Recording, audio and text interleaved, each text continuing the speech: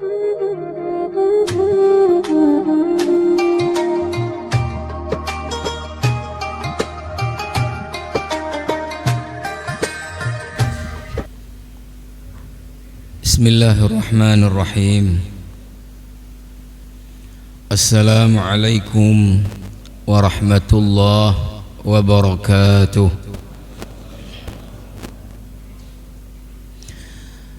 Alhamdulillahilladzi amarana bittaqwa wa nahana an ittiba'il hawa wal ightirari bid-dunya. والصلاة والسلام على النبي المصطفى الذي لا ينطق عن الهوى إن هو إلا وحي يوحى وعلى آله وأصحابه أهل الصدق والوفاء أما بعد فأوصيني وإياكم جميعا بتقوى الله اتقوا الله حق تقاته ولا تموتن إلا وأنتم مسلمون وتزودوا فإن خير الزاد التقوى واتقوا الله يا أولي الألباب. Hadirin hadirat sidang jamaah salat subuh yang dimuliakan Allah Subhanahu wa taala. Alhamdulillah atas rahmat, nikmat, karunia Allah, taufik dan hidayahnya, kita baru saja selesai melaksanakan salat subuh kita di awal waktu secara berjamaah di rumah Allah yang mulia ini, sekalipun ada uzur syar'i. Hujan, ya saya koreksi Pak Mairul sedikit, bukan rintik-rintik, sangat deras. Mungkin Pak Mairul keluar tadi lagi rintik-rintik, ya. Tapi saya tadi keluar menghidupkan mobil untuk, karena solar dipanaskan jam 5 kurang 5, sangat deras, ya. Saya keluar jam 5 lewat 8, sangat keras. Sampai di sini sangat keras, sehingga sorban saya rida ini saya pakai sebagai payung, udah basah. Jadi bukan rintik, sangat ya. Kalau saya bukan yang memberi tausiah dan juga bukan yang menggerakkan safari subuh ini, juga memilih masjid yang dekat barangkali. Tetap subuhnya berjamaah, tapi akan memilih yang dekat. Mungkin di antara juga pertimbangan para jamaah ini adalah biasanya kita harus parkir agak jauh dengan masjid, sehingga kalau tidak ada payung memang itu bisa basah kuyup. Memang sangat deras hujannya Pak Mairul. Tapi alhamdulillah atas pertama tentu kefahaman, ya, kita, dan kemudian keyakinan akan keutamaan salat subuh secara berjamaah bagi laki-laki di masjid, maka uzur syar'i yang ada pun, ya, kita tetap berusaha untuk bisa mendapatkan keutamaan salat subuh secara berjamaah di masjid bagi laki-laki. Mudah-mudahan, ya, kita yang tetap menghadirkan diri dengan uzur syar'i yang ada akan mendapatkan nilai tambahan pahala yang lebih di sisi Allah Subhanahu wa taala. Karena kaidah pahala ini dia adalah, ya, al-jaza biqadril amal. Al-jaza biqadril amal. Ini tapi bukan hadis. Ini satu semacam kaidah dia. Dan dia didukung oleh hadis. Ya, contohnya seperti apa? Rasulullah ketika ditanya siapa orang laki-laki yang paling besar pahala salat berjamaahnya, maka Rasulullah ketika menjawab adalah ab'aduhum ilaiha mamsyan, yang paling jauh jalan kakinya. Karena apa? Tingkat pengorbanan dia lebih besar berbanding orang lain. Inilah yang kemudian keluar kaidah al-jaza biqadril amal.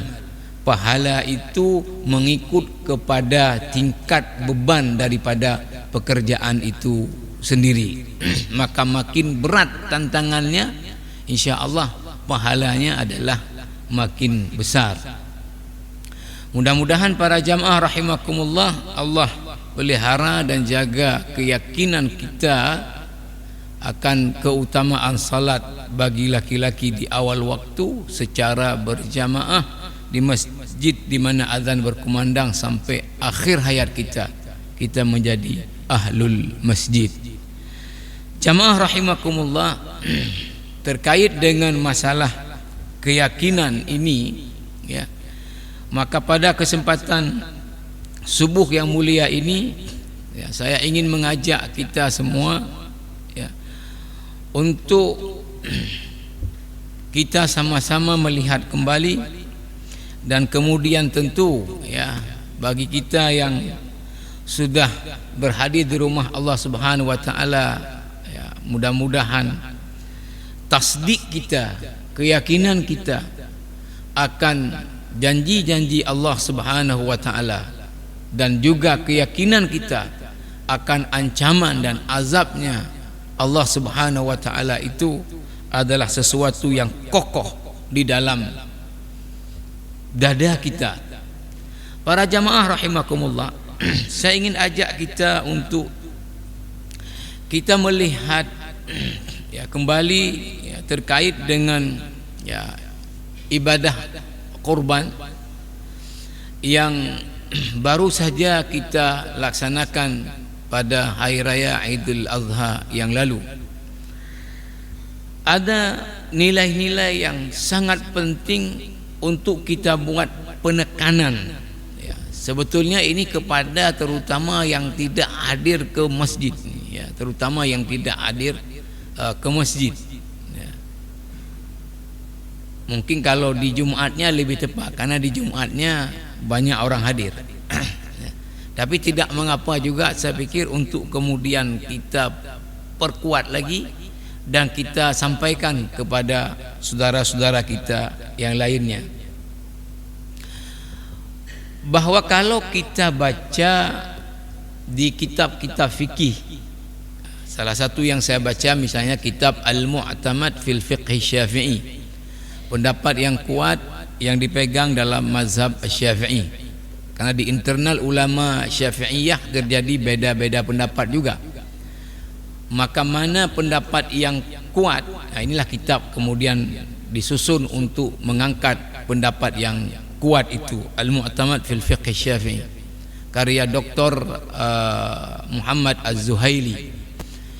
Jamaah rahimakumullah, disebutkan di pembahasan tentang fiqhul udhiyah, fikih kurban, bahwa salah satu hikmah disyariatkannya kurban itu adalah ihya'an limirathi Ibrahim alaihissalam.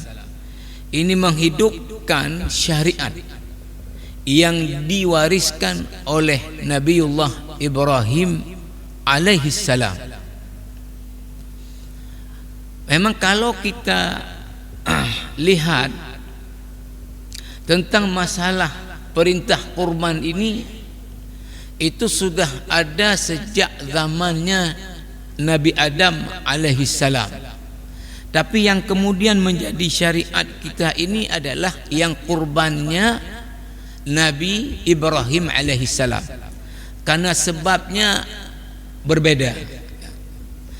Kurban yang diperintahkan di zaman Nabi Adam alaihissalam itu adalah disebabkan, ya, kalau kita tarik memang semuanya adalah ya bermuara kepada tetap keimanan kepada Allah, bahwa Nabi Adam alaihissalam setiap melahirkan anak itu selalu adalah pasangan dia. Dalam bahasa Arab disebut tau'ama, satu laki satu perempuan. Maka Allah takdirkanlah yang lahir bersama dengan Qabil pada waktu bersamaan dengan Qabil adalah pasangannya, namanya adalah Iqlima. Kemudian lahir ya pada waktu yang lain dua pasangan atau satu pasangan, satunya adalah bernama Habil, satunya lagi adalah Labuda. Iqlima Allah takdirkan ya wajahnya cantik. Maka sekarang kita masih menemukan nama wanita itu Iqlima. Ya, karena Iqlima ini dulu adalah wanita cantik, anaknya Nabi Adam alaihissalam. Kita tidak temukan ada nama perempuan Labuda, karena Labuda dulu adalah wanita tidak cantik. Ya. Sekarang yang salah satu sedang heboh juga adalah apa? Ya, ribut antara mantan asisten Hotman Paris Iqlima Kim ya dengan Hotman Paris. Jadi ada nama orang sekarang masih Iqlima ya, karena Iqlima ini cantik. Maka Allah membuat syariat bahwa anak Adam ini harus kawin dia dengan pola silang. Tidak boleh yang lahir pada waktu yang sama itu saling kawin, harus kawinnya silang. Maka kemudian jamaah rahimakumullah, berarti syariat itu mengharuskan ya Qabil kawin dengan Labuda dan Habil kawin dengan Iqlima. Maka karena syariat dianggap merugikan dirinya oleh si Qabil, dia tidak mau terima. Masa saya lahir dengan yang cantik ketika kawin sama yang enggak cantik? Ya, hendaklah saya lah enggak mau terima syariat kayak gini, merugikan saya.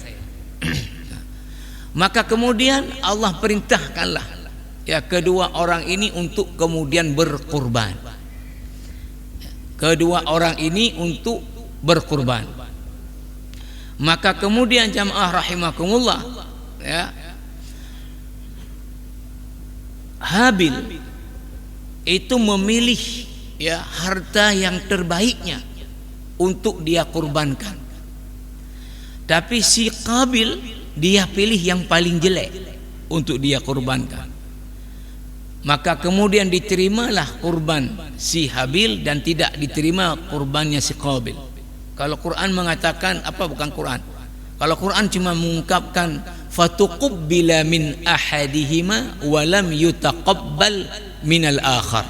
Diterima salah satunya, salah satu lagi tidak diterima. Kalau dalam tafsir dikatakan bahwa yang punya Qabil ini datang api dari langit kemudian menyampar dan kemudian hangus dan kemudian hilang kurbannya. Maka jamaah rahimakumullah ya, maka dengan diterimanya kurbannya ya si Habil, berarti dialah juga yang kawin dengan Iqlima.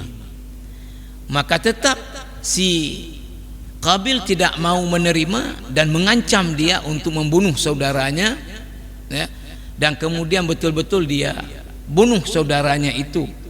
Ini kalau para ulama banyak menariknya adalah persoalannya adalah persoalan apa, iri dengki, namanya al-hasad ya, namanya al-hasad. Maka ya apa namanya,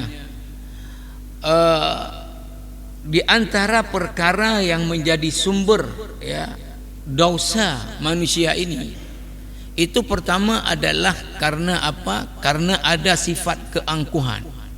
Ini adalah sifatnya si iblis ya, dengan modal angkuh itulah dia kemudian membangkang kepada Allah.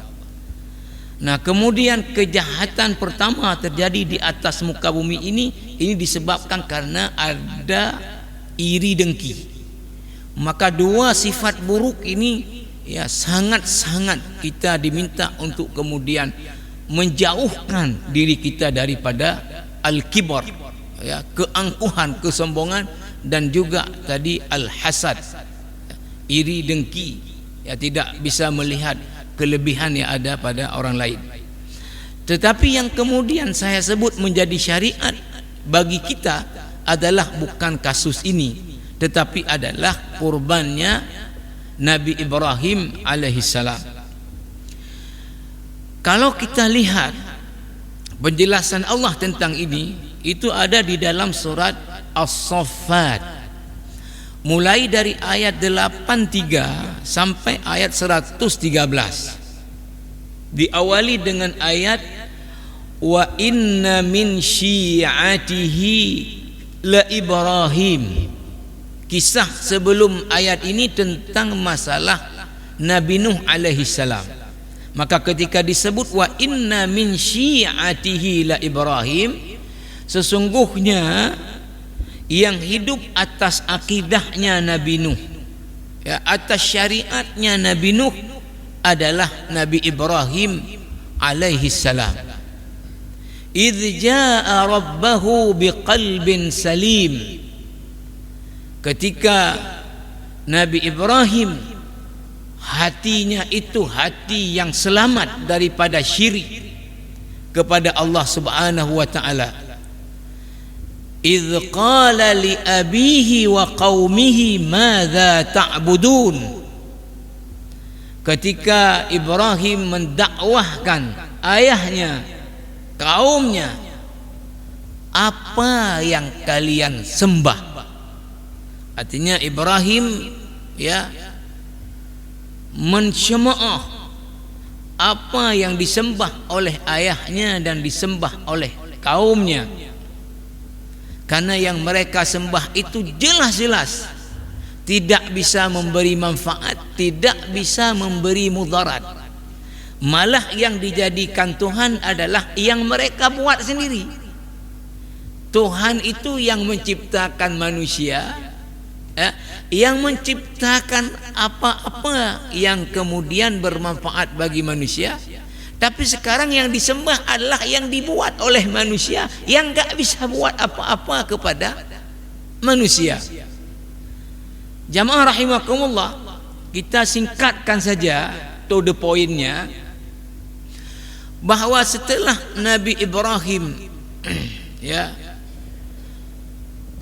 mendakwahkan ayahnya, ayah Nabi Ibrahim ini kalau dalam tafsir disebutkan, dan di ayat yang lain nanti disebutkan namanya adalah Azar. Bukan saja penyembah patung berhala, tetapi sekaligus yang membuat patung berhala yang disembah itu ayahnya. Maka Nabi Ibrahim mencoba mendakwahkan ayahnya, mendakwahkan kaumnya. Malah kemudian yang didapatkan oleh Ibrahim apa? Ya, siksaan, dibakar di dalam api. Singkat cerita, ketika sudah tidak terbakar Nabi Ibrahim merasa bahwa kalau melanjutkan dakwah di dalam kaumnya itu tidak memberi faedah banyak, karena kaumnya itu sudah mengikat diri dengan tradisi yang diwariskan dari nenek moyang mereka. Sekalipun ketika diajak debat, ya, mereka tidak bisa menjawab. Nabi Ibrahim hancurkan semua patung yang ada, tinggalkan satu patung besar, gantungkan ya kapak di situ, biar nanti ketika kaumnya tanya siapa yang bunuh, tanya saya sama yang besar ini. Mereka kemudian mengatakan dia nggak bisa bicara. Udah nggak bisa bicara, kenapa kalian sembah? Bodoh kali kalian. Nggak bisa beri manfaat mudarat, kenapa kalian sembah? Nah, tapi tetap saja, ya. Dan kalau kita perhatikan jamaah yang mulia, dakwah dari zaman Nabi Nuh ini awal sekali dakwah. Ya, tidak ditemukan riwayat ada dakwah di zaman Nabi Adam, Nabi Idris. Maka bapaknya para dai itu adalah Nabi Nuh alaihissalam. Dan penyimpangan secara akidah manusia di atas muka bumi terjadi di zaman Nabi Nuh. Bahwa kriminal kejahatan sudah terjadi di zaman Nabi Adam, tapi secara akidah penyimpangan baru terjadi di zaman Nabi Nuh alaihissalam. Bahwa zaman Nabi Nuh, Nabi Hud, Nabi Saleh, Nabi Syuaib, Nabi Lut, Nabi Musa, sampai ke Nabi Muhammad, bahkan sampai ke hari ini, Apa yang paling susah dirubah oleh seorang dai adalah apa yang sudah mentradisi di sebuah masyarakat. Karena masyarakat kecenderungannya akan mengatakan apa? Hadza ma wajadna alaihi aba'ana. Ini sudah kami wariskan dari nenek-nenek moyang kami. Awalau kana aba'uhum la yaqiluna syai'an wa la yahtadun. Sekalipun apa yang diwariskan oleh nenek moyang mereka itu tidak masuk akal, tidak ada argumennya. Pokoknya kalau ditanya jawabannya nyu atra indatu. Hekam matalah indatu dalil jibu. Hana perlu tanya dalil nyu atra indatu. Agamanya adalah wahyu dari Allah. Kamatalah indatu dalil jibu. Hana dalil atra indatu. Ini sudah dari zaman Nabi Nuh ya, tantangan. Maka Nabi Ibrahim tidak bisa merubah ayahnya dan kaumnya. Maka akhirnya Nabi Ibrahim mengatakan, wa qala inni dhahibun ila rabbi sayahdin. Maka kalau begitu saya ingin hijrah, meninggalkan kalian menuju kepada Rabb saya, dan pasti Rabb akan memberi hidayah kepada saya. Maka Nabi Ibrahim tinggalkan daerah kelahirannya ya.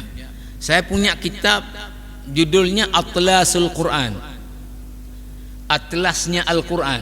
Jadi apa ada kisah tentang kaum ya, atau tentang orang, maka kemudian itu akan dijelaskan di mana tempat kejadian-kejadian itu. Ini namanya kitab Atlasul Quran. Nabi Ibrahim lahirnya di Babilonia di Irak. Maka kemudian Nabi Ibrahim meninggalkan negeri kelahirannya, hijrah menuju ke Palestina. Di sini juga menjadi kaidah di dalam kajian ilmu dakwah bahwa seorang dai apabila dia menemukan ya di dalam mendakwahkan masyarakatnya itu penolakannya kuat dan sulit dakwahnya bisa diterima, maka dia boleh untuk meninggalkan kaumnya, masyarakatnya, hijrah ke tempat lain yang lebih menerima dakwahnya, dengan azam dalam dirinya akan kembali lagi suatu saat nanti ketika melihat bahwa sudah terbuka masyarakatnya untuk berubah. Diambil dalilnya inilah diantaranya Nabi Ibrahim itu ketika melihat dakwahnya itu tidak diterima oleh kaumnya, memilih tempat lain yang lebih bermanfaat dakwahnya. Jamaah rahimakumullah, Nabi Ibrahim ayat 100 selanjutnya lanjutan berdoa kepada Allah Subhanahu wa taala, Rabbi habli minas salihin. Ya Allah, karunialah aku anak ya laki-laki yang saleh. Anak laki-laki yang saleh.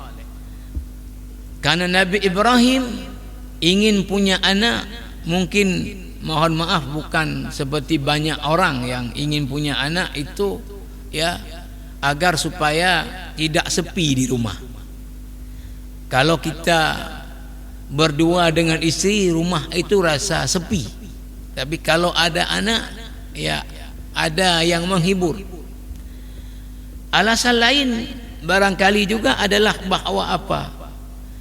Udah capek kita ya mencari ya harta di dalam hidup ini, kita kumpulkan. Kalau enggak punya anak, meninggal kita diambil sama ahli waris yang kadang-kadang juga enggak mengurusi kita ketika kita sudah uzur. Maka kita sangat bersyukur kalau kita punya anak, apa yang kita kumpulkan ini nanti jadi milik anak kita sebagai ahli warisnya. Nabi Ibrahim ingin punya anak adalah untuk ada yang melanjutkan dakwah, mengajak umat kepada Allah Subhanahu wa taala. Maka yang diminta adalah anak laki-laki minas salihin. Di dalam tafsir dijelaskan, di tafsir Wahbah Az-Zuhaili, tafsir Al-Munir, juga mungkin berbagai tafsir yang lain, bahwa waktu itu Nabi Ibrahim sudah di usianya yang sudah uzur, sudah sekitar 86 tahun usianya.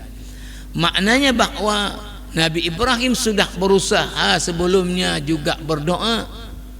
Di masa yang uzur seperti itulah ayat selanjutnya Allah katakan, fabasyarnahu bighulamin halim, maka kami berikanlah kabar gembira kepada Ibrahim seorang anak laki-laki yang memiliki sifat halim. Halim ini adalah satu sifat yang dia menggabungkan beberapa sifat. Di antaranya adalah halim ini menggabungkan sifat taat, patuh, nurut, sabar, ya, santun. Ini sifat halim.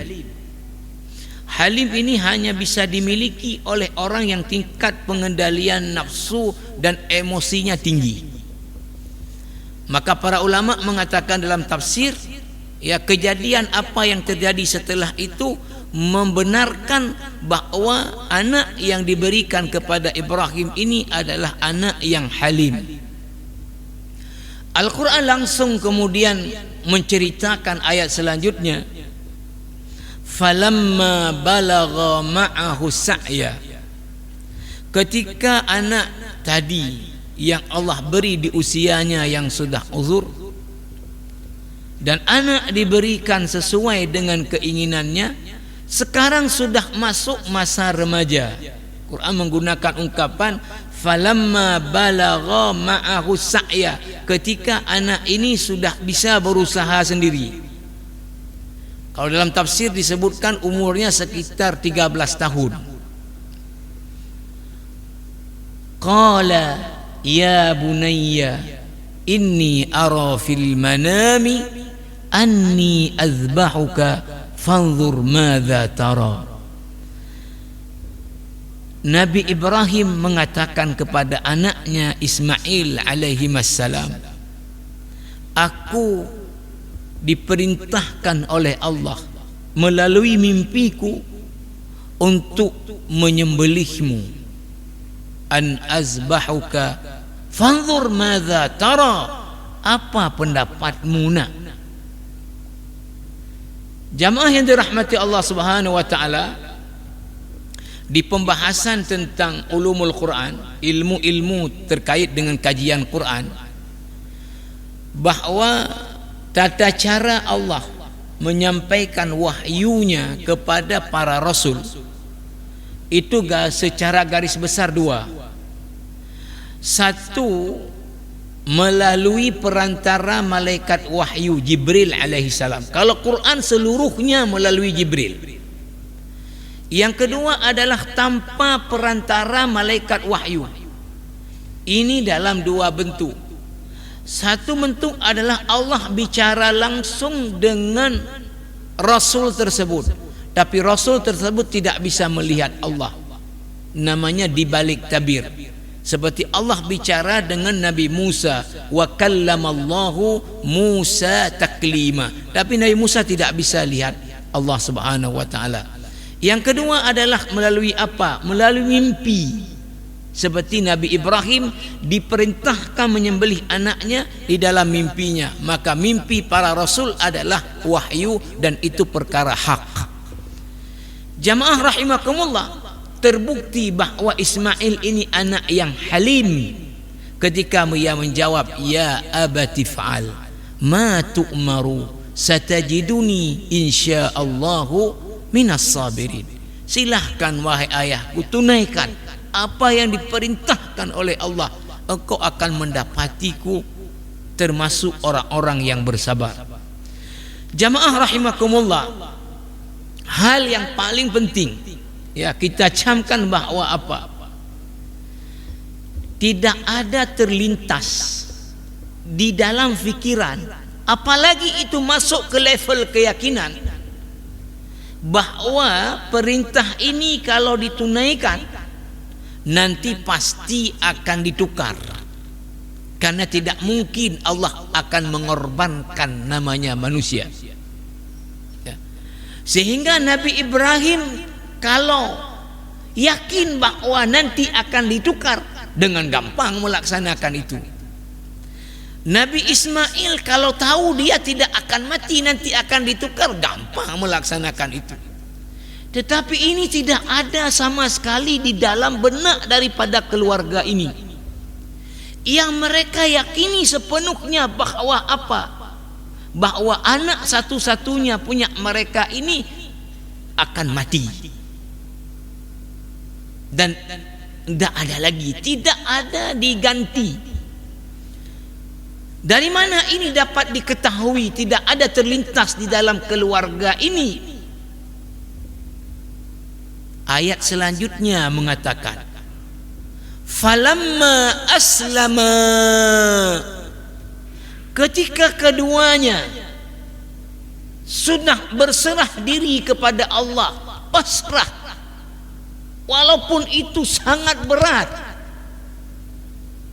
tapi karena perintah Allah, sami'na wa ata'na, sekalipun berat. Wa tallahu lil jabin, anaknya sudah dibaringkan. Bahkan kalau kita baca dalam tafsir Al-Munir, sudah dijalankan pisaunya, cuma pisaunya enggak kerja. Kalau kita baca penjelasan hadis, bagaimana misalnya ya Nabi Ismail minta dirinya diikat kuat-kuat supaya nanti ketika dipotong merasa sakit kemudian melawan sehingga kurang keikhlasannya. Bagaimana meminta orang tuanya untuk mempertajam pisaunya supaya nanti ketika dipotong itu bisa dengan cepat, sehingga nanti kalau enggak cepat tadi nanti menjadi enggak jadi, sudah mulai sedikit kemudian mulai enggak melanjutkan karena kasihan kepada anaknya. Semua yang diceritakan ya, tapi ayat Quran cukuplah menjadi memang jelas terang benderang bahwa keluarga ini yang diyakini bahwa apa, itulah akhir kehidupan daripada Ismail alaihissalam. Maka kalau kita ilustrasikan ini ya, kita sekarang bawa posisi kita adalah pada posisi Nabi Ibrahim. Usia kita sudah uzur, udah lama usaha dan doa, belum punya anak. Kita harap punya anak laki-laki yang saleh. Di usia uzur Allah beri. Sekarang usianya menginjak remaja. Di tengah kecintaannya yang begitu tinggi kepada anak dan sayangnya kita kepada anak, datang perintah seperti disambar petir. Kira-kira kalau ini kita di posisi Ibrahim, akan seperti apa respon kita? Saya pikir ini sangat-sangat berat. Sangat-sangat berat. Tentu yang paling berat dari ini semua adalah siapa? Ismail alaihissalam. Karena Ibrahim walaupun dia artinya ya berat karena sudah lama menunggu, sangat sayang kepada anaknya, tapi bukan beliau yang mati. Istrinya tentu sebagai seorang ibu juga sangat berat ya, tapi juga bukan dirinya yang mati. Yang paling berat dari tiga ini adalah Ismail, karena dia yang mati. Jadi kalau kira-kira kita yang posisinya Ismail, ada perintah kayak gitu, kita yang mati, kira-kira kita akan merespon seperti apa ya? Mungkin kita akan mengatakan kepada ayah, coba tidur lagi nanti malam, mungkin udah tukar mimpinya. Coba ulur-ulur dulu lah ya. Mungkin akan ada inisiatif lain daripada Allah ya. Atau coba renung-renungkan, jangan-jangan itu syaitan mungkin yang kasih tahu, ada akunya jadi korban ya. Jamaah rahimakumullah ya, ketika sudah berserah diri kepada Allah, kedua orang ini kalau disebut Quran, kedua orang ini tidak disebut ibunya ya, dan anaknya sudah dibaringkan, baru di situ Ya, datang kemudian seruan. Ayat selanjutnya, wa nadainahu, maka kami serukan, ayya Ibrahim. Baru di situ Allah kemudian sudah disembelih anaknya, pisaunya enggak jalan. Artinya sudah terbukti memang Ibrahim itu patuh perintah Allah. Baru Allah serukan, wa nadainahu, kami panggil, ya Ibrahim, hai Ibrahim, qad saddaqta ru'ya. Di sini penekanan paling penting. Engkau sungguh telah meyakini perintah kami yang kamu lihat dalam mimpimu. Qad saddaqta ru'ya. Inna kadzalika najzil muhsinin. Begitulah kami, ya, berikan balasan kepada orang-orang yang berbuat baik. Inna hadza lahuwal bala'ul mubin. Ini ditaukid oleh Allah 2 kali, dibuat penekanan. Inna hadza, sungguh ini, lahuwal bala'ul mubin. Lam taukid lagi, sungguh ini ujian yang sangat nyata. Saya cek beberapa tafsir, tentu yang ada sama saya, yang ada menjelaskan kata mubin ini memang dalam bahasa Arab artinya adalah nyata. Dari kata bana yabinu, ya, yang menyebutkan bahwa mubin di sini juga bermakna adalah sangat berat. Dalam arti berat itu tafsirnya Quraisy Shihab Al-Misbah. Inna hadza lahuwal bala'ul mubin. Sungguh ujian ini sungguh ujian yang sangat berat. Yang bilang ujian itu sangat berat bukan kita. Bukan Ibrahim sendiri mengatakan berat sekali ujian Allah atas saya. Allah sendiri yang mengakui ini ujian sangat berat. Yang akui Allah. Karena apa tadi? Anak satu-satunya ya sudah ditunggu begitu lama, masuk di masa remaja, itu yang disuruh sembelih. Ini kan berat betul, ya. Tetapi karena yang perintah Allah, maka Allah harus diletakkan di atas apapun daripada selain Allah. Maka ketaatan kepada Allah harus di atas ketaatan kepada apapun. Kecintaan kepada Allah harus di atas kecintaan kepada apapun. Maka Nabi Ibrahim dan keluarganya akidahnya itu kokoh, walaupun sangat berat. Aslama.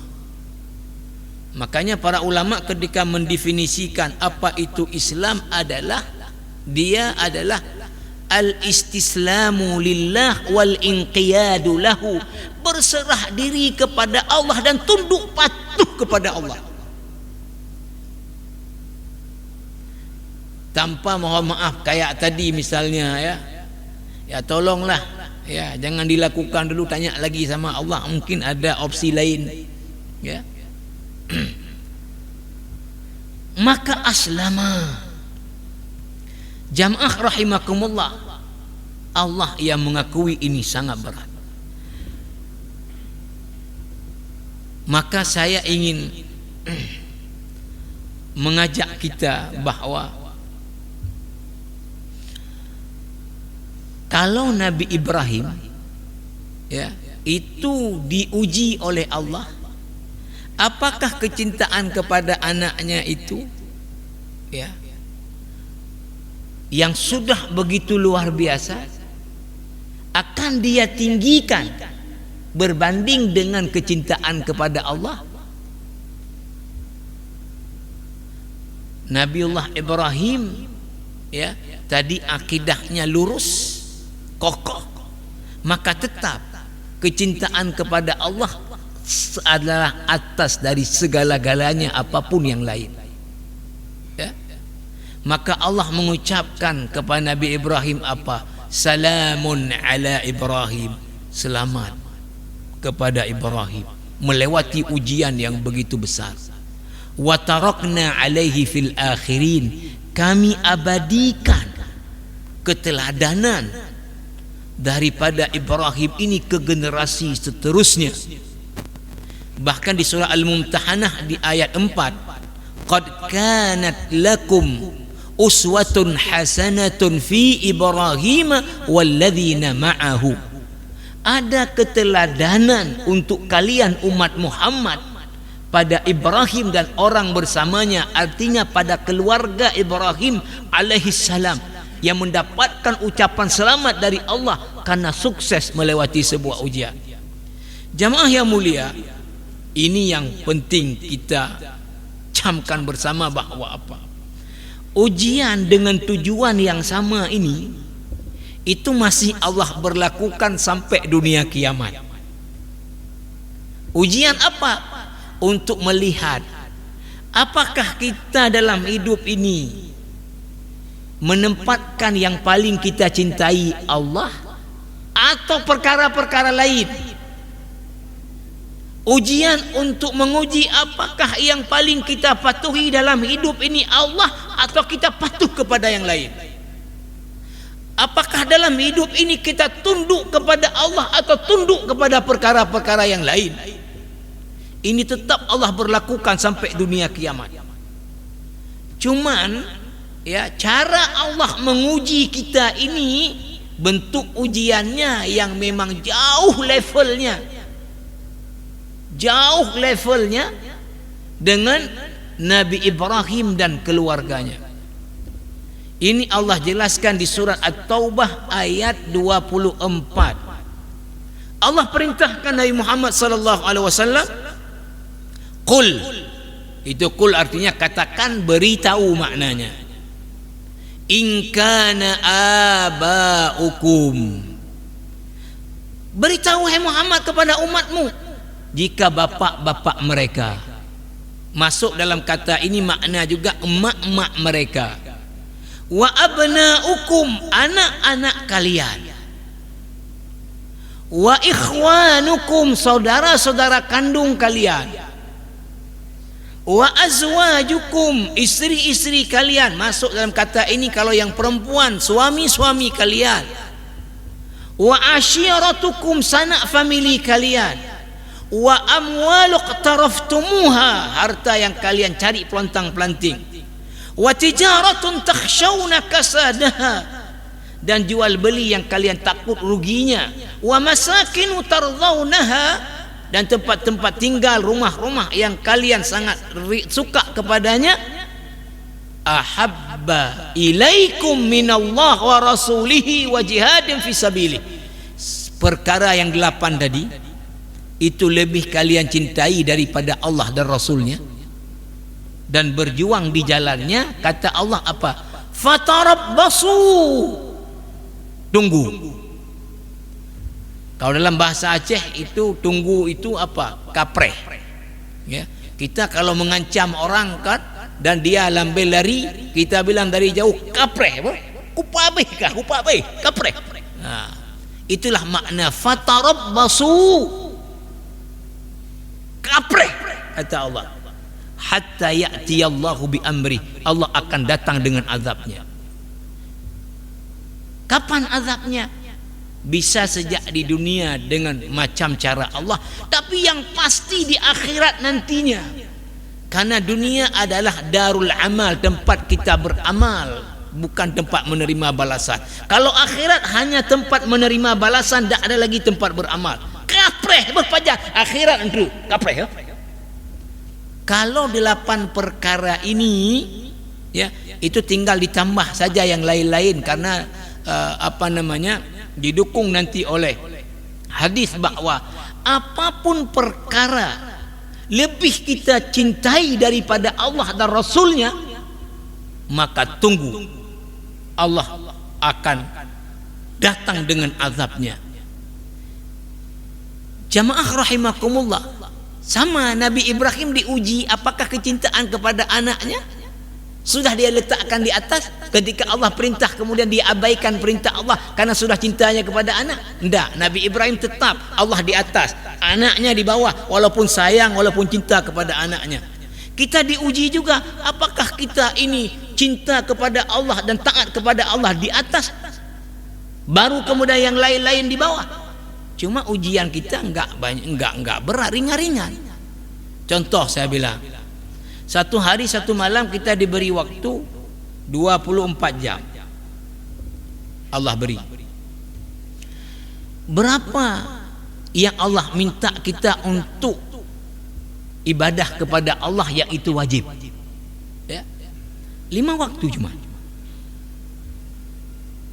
5 waktu ini kalau sholat sendiri, ya, yang khusyuk 55 menit. Kalau ekspres 22 menit, 3 menit. 5 kali 5 25. Kalau datang berjamaah 10 menit. Ya. Tadi aja udah panjang di bawah ayat juga. Kalau sholatnya aja ya, itu cuma 10 menit. Ya. Kalau jamaah maghrib atau yang pendek-pendek ayat juga cuma 5 menit. Ya, 10 kali 5 50. 1 jam. 1 jam yang itu kita untuk Allah. Yang lain olahraga, yang lain cari nafkah, yang lain apa? Ya.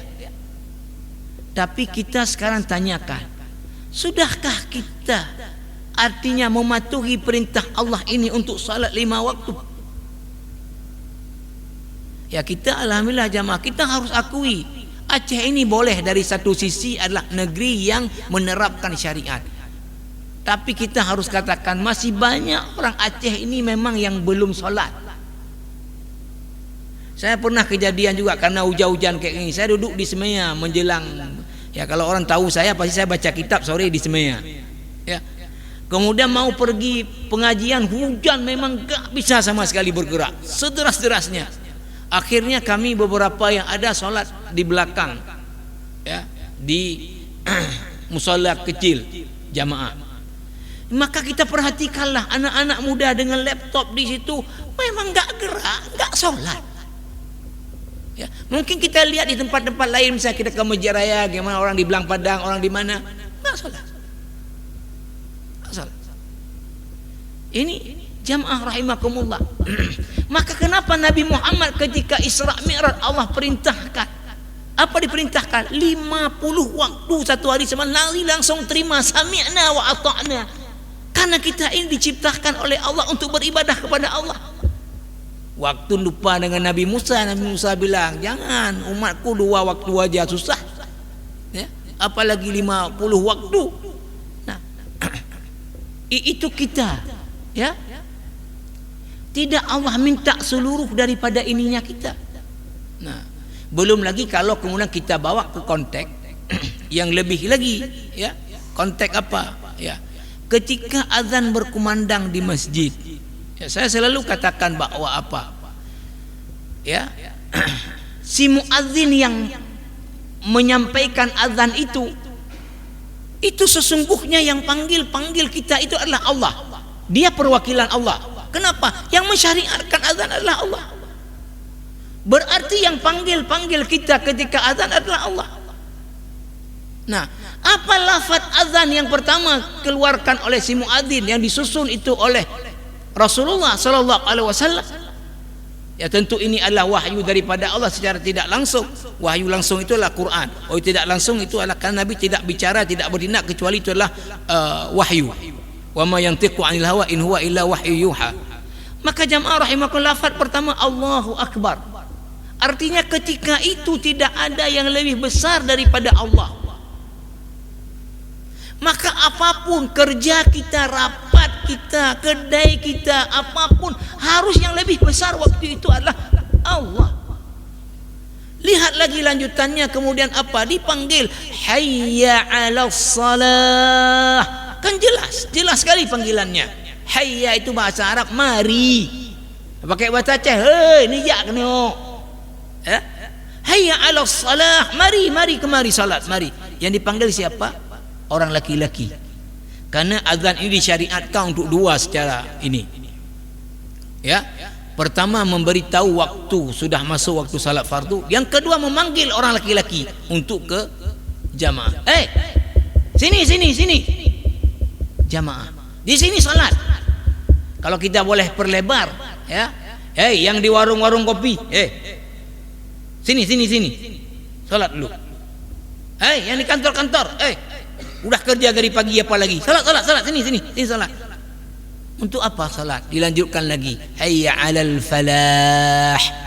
Di sini kemenangan. Tapi kemudian bagaimana kita mengabaikan Allah pada waktu itu? Salah kita lewat aja. Perhatikan di mana-mana jamaah rahimakumullah. Saya mengatakan bahwa di Aceh ini, ya di Banda Aceh ini misalnya, kalau ada satu masjid yang sudah dianggap makmur jamaahnya, enggak usah kita sebut masjidnya, nanti enggak enak masjid lain, maka masjidnya begah kamu anak begah kamu karamai aja urut. Ya. Tapi saya mengatakan bahwa kita simpulkan belum ideal jamaah di masjid itu melihat kepada orang kampung yang laki-laki yang tinggal di situ. Sebuah masjid kita sudah dianggap makmur 6 saf subuh misalnya, dibandingkan dengan di masjid lain nggak sampai 1 saf, maka dianggap makmur. Berapa orang 6 saf itu? Paling kalau kita hitung 300 orang. Berapa laki-laki yang sudah balik yang tidak ada uzur syar'i yang tinggal di kampung itu? 1000 orang. Baru 300 yang ke masjid, 700 lagi nggak ke masjid. Ini jamaah rahimakumullah. Ini masalahnya di mana? Nah, ini kita konklusinya. Masalahnya adalah di tadi. Allah ya, ketika menyerukan Nabi Ibrahim sudah menjalankan perintah Allah, kemudian Allah mengatakan, "Wa nadainahu ayya Ibrahim, hai Ibrahim, qad saddaqta ru'ya." Engkau itu telah meyakini perintah kami. Nah, masalah kita ini umat paling banyak adalah di tasdiq ini. Meyakini pahala salat berjamaah, meyakini perintah-perintah Allah, meyakini dengan azab-azab Allah, ini yang kemudian lemah. Maka oleh karena itu iman itu ketika didefinisikan oleh para ulama apa? At-tasdiqu bil qalbi. Ini kuncinya. Yakin sepenuhnya di hati. Kemudian apa? Iqrarun bil lisan. Lisan ini mengucapkan, kemudian dibuktikan dengan wa amalun bil jawarih. Saya ingin simpulkan bahwa apa? Setiap orang amalnya belum baik, dipastikan tasdiknya itu belum baik. Itu aja rumusnya. Ya. Kalau kita belum tergerak untuk ketika mendengar azan berjamaah, berarti tasdik kita bermasalah. Keyakinan kita akan pahala jamaah itu bermasalah. Kalau kita masih berani meninggalkan kewajiban Allah, maka tasdik kita akan azab Allah itu lemah. Kalau kita masih berani melakukan yang Allah haramkan, berarti tasdik kita akan azab Allah itu bermasalah. Maka apa yang mesti kemudian jamaah rahimakumullah, inilah dia memperkuat at-tasdik ini kepada Allah Subhanahu wa taala. Maka caranya bagaimana? Ini yang paling penting, ya. Tentunya iman manusia ini adalah sifatnya, dia kata Rasulullah, naik turun, ya. Maka dia apa? Dalam kita membuat ketaatanlah iman kita akan bertambah. Artinya di sini apa? Kalau menurut saya, pertama memang harus kita usahakan secara paksa untuk kita bawa diri kita dalam ketaatan kepada Allah Subhanahu wa taala. Yang kedua adalah apa? Bertemanlah dengan orang-orang yang saleh. Termasuk berteman dengan orang yang saleh apa? Membaca kisah-kisah hidup orang-orang yang saleh. Itu akan banyak terinspirasi kepada kita, bagaimana kemudian kita ini juga bisa meneladani mereka seperti keluarga Ibrahim alaihissalam ini. Mudah-mudahan ada manfaatnya kepada kita semua.